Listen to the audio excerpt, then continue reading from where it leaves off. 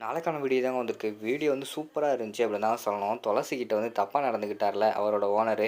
அவர் வந்து துளசி கால்லயே விழுந்து மன்னிப்பு கேட்குற அளவுக்கு வந்து நம்ம வெற்றி வந்து பண்ணிட்டாங்க அப்படின்னு தாங்க சொல்லணும். அதெல்லாம் பார்க்குறோமா சேனலை மட்டும் மறக்காம லைக் அண்ட் சப்ஸ்கிரைப் மட்டும் பண்ணிடுங்க. ஃபஸ்ட்டு எடுத்த உடனேயுமே வந்து வீட்டுக்கு வராங்க. அதாவது அந்த ஓனர் வந்து தப்பா நடந்துட்டனால அழுதுகிட்டே வீட்டில் வந்து ஒரு மாதிரியாவே உட்காந்துருக்கிற மாதிரி தான் காட்டிக்கிட்டு இருக்காங்க நம்ம துளசியை.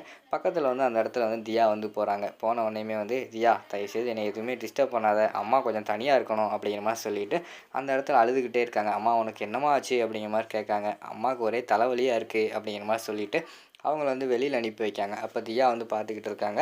அம்மா வந்து வீட்டில் எதுவுமே பிரச்சனை இல்லை, அப்படி இருக்கும்போது எதுக்கு தலைவலிக்குது, அம்மா ஃபேஸ் வேறு சரியில்லை, ஒரு மாதிரி அழுதுகிட்டே இருக்காங்களே, இதை உடனே வந்து வெற்றி அங்கிள்கிட்ட வந்து கால் பண்ணி சொல்லிடுவோம் அப்படின்னு சொல்லிட்டு தியா வந்து கால் பண்ணுறாங்க வெற்றிக்கு. வெற்றி வந்து ஃபோன் எடுத்துகிட்டு சொல்லுங்கள் யார் பேசுகிறது அப்படிங்கிற மாதிரி சொன்னோடனே நான் தான் அங்கிள் தியா பேசுகிறேன் அப்படிங்கிற மாதிரி சொல்கிறாங்க.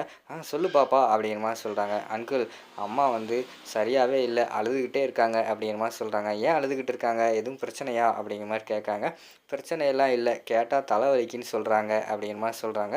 ஓ அப்படியா, வீட்டில் எதுவும் வேலை அதிகமோ அப்படிங்கிற மாதிரி வந்து அந்த இடத்துல வந்து வெற்றி வந்து கேட்குறாங்க. வீட்டில் எல்லாம் வேலையெல்லாம் இல்லை, அம்மா வந்து ஆஃபீஸ் போயிட்டு வந்த உடனே இப்படி தான் இருக்காங்க, வந்ததுலேருந்தே வந்து அவங்க ஒரு மாதிரியாகவே இருக்காங்க அப்படின்னு சொல்லிட்டு தியா வந்து சொல்கிறாங்க.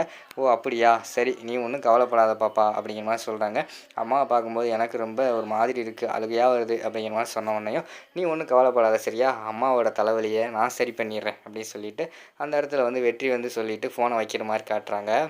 அடுத்து வந்து வெற்றி வந்து யோசிச்சுக்கிட்டே இருக்காங்க. வீட்டில் எதுவும் பிரச்சனை கிடையாது, வேலை கிடையாது. அப்போனா அங்கே ஆஃபீஸில் வேலை நடக்கிற இடத்துல தான் ஏதோ ஒன்று தப்பாக நடந்திருக்கு, நம்ம போய் விசாரிக்கணும் அப்படின்னு சொல்லிட்டு விறுவிறுன்னு வெற்றி இருக்கார்ல. அவர் வந்து நம்ம இவங்க துளசி வேலை பார்க்குற ஆஃபீஸ்க்கு வந்து போகிற மாதிரி காட்டுறாங்க. அவங்க அங்கே அவங்களோட ஓனர் முதலாளியோட அந்த ஃபேஸ் கட்டே சரியில்லாமல் இருக்குது, ஒரு மாதிரியாகவே முழிச்சுக்கிட்டு இருக்கிற மாதிரி காட்டுறாங்க. வா வெற்றி என்ன விஷயம் அப்படிங்கிற மாதிரி கேட்காங்க.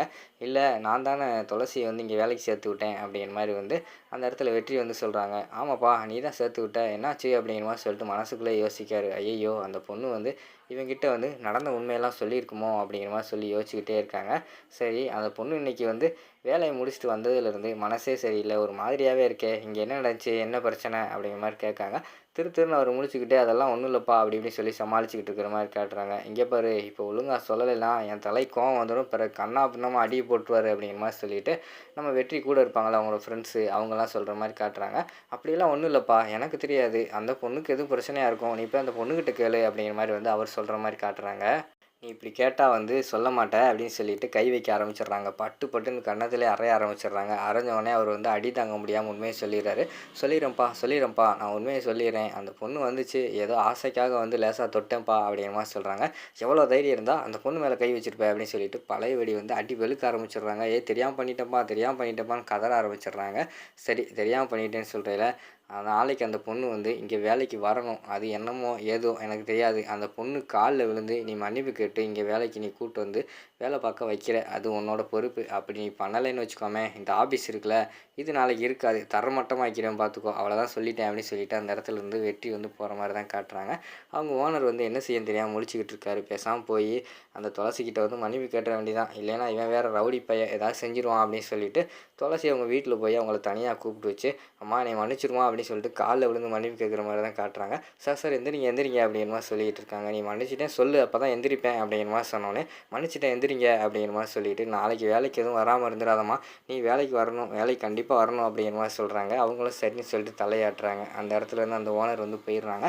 ஆனால் துளசிக்கு வந்து யோசனையாகவே இருக்குது. என்னடா காலையில் பார்த்தா இப்படி நடந்துக்கிட்டாரு, இப்போ பார்த்தா இப்படி வந்து பேசிக்கிட்டு இருக்காரு, யார் நமக்கு இந்த உதவியெல்லாம் செய்கிறா அப்படின்னு சொல்லிட்டு அவங்க ஒரு பக்கம் யோசிச்சுக்கிட்டு இருக்கிற மாதிரி தான் காட்டுறாங்க. அதோட பார்த்துக்கிட்டிங்கன்னா இந்த எபிசோடு வந்து முடிச்சிடுறாங்க.